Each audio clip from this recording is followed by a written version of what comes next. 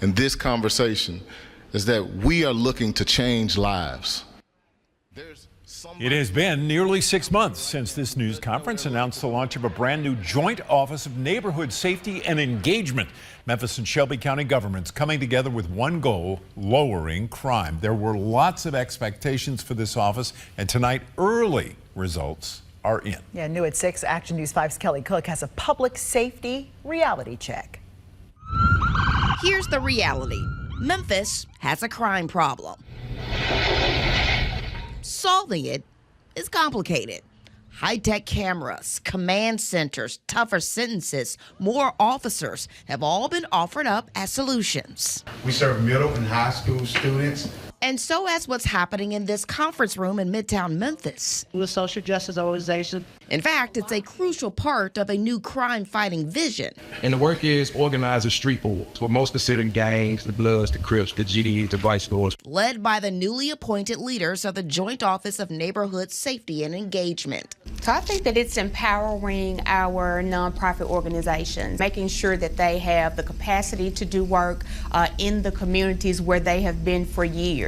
In this joint office, Valerie Matthews represents Shelby County, Tamika Williams, Memphis. We understood the task of having such a great deal of responsibility be on the shoulders of both governments. Both are native Memphians, now charged with bridging the gap between the government and the community it serves, like the dozens of nonprofits in this room that for years have worked in silos. I learned that partnership is how you make it happen. You cannot do everything alone. And so our job is to actually strengthen those nonprofits that are smaller, help the ones that need to get a little bit more funding, try to figure out how do we connect the dots so that everyone plays a role and knows what their role is.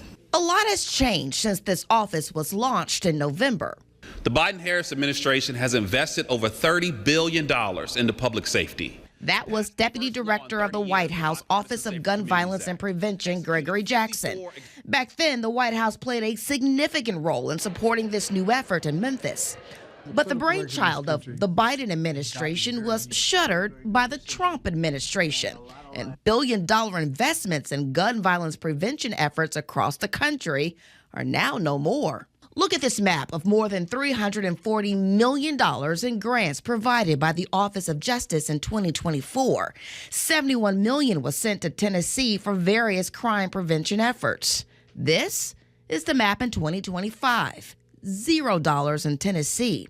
In a statement to Action News 5, a Department of Justice spokesperson said this Department of Justice is focused on prosecuting criminals, getting illegal drugs off of the streets, and protecting American institutions from toxic DEI and sanctuary city policies. Discretionary funds that are no longer aligned with the administration's priorities are subject to review and reallocation.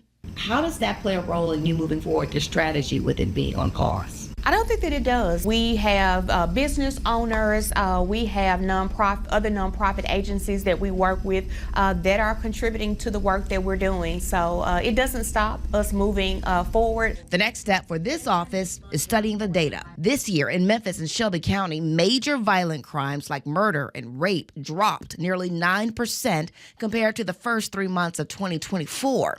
Major property crime dropped more than 19%, including a whopping 35.6% decrease in vehicle thefts. However, somebody drove by and started shooting. There has been an uptick in violent crime in the past couple of weeks. Plus, a deeper dive into the data shows all neighborhoods are not the same. For example, the City of Memphis Public Safety Dashboard shows zip code 38018 with an approximate 28% increase in crime, while 38120 has a more than 30% drop in crime since last year. So make sure that you're here, you're involved. Which is why the next phase of this new joint office is giving those people a voice and a venue to get involved, like Oak Haven resident Tanya Harris. There was a point where I didn't because I found out someone broke into my home and they were young adults. So, I mean, it's hard to try to blame the kids, you know, so I'm like, what can we do to help these kids? Harris joined dozens of others at a Safer Memphis 365 town hall last month, a new initiative from the joint office. So we have to go back and we got to take back our children and show them. searching for new solutions. It can't be the same thing you've done the last 20, 30 years. In hopes of creating a new reality together. I remain optimistic that we'll be able to get it done now that we're here and in place. Where there's a will, there's a way. In Memphis, Kelly Cook, Action News 5.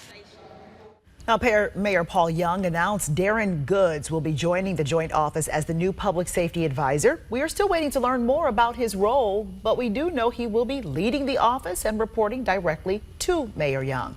When we learn a date for the next Safer Memphis 365 meeting, we'll let you know.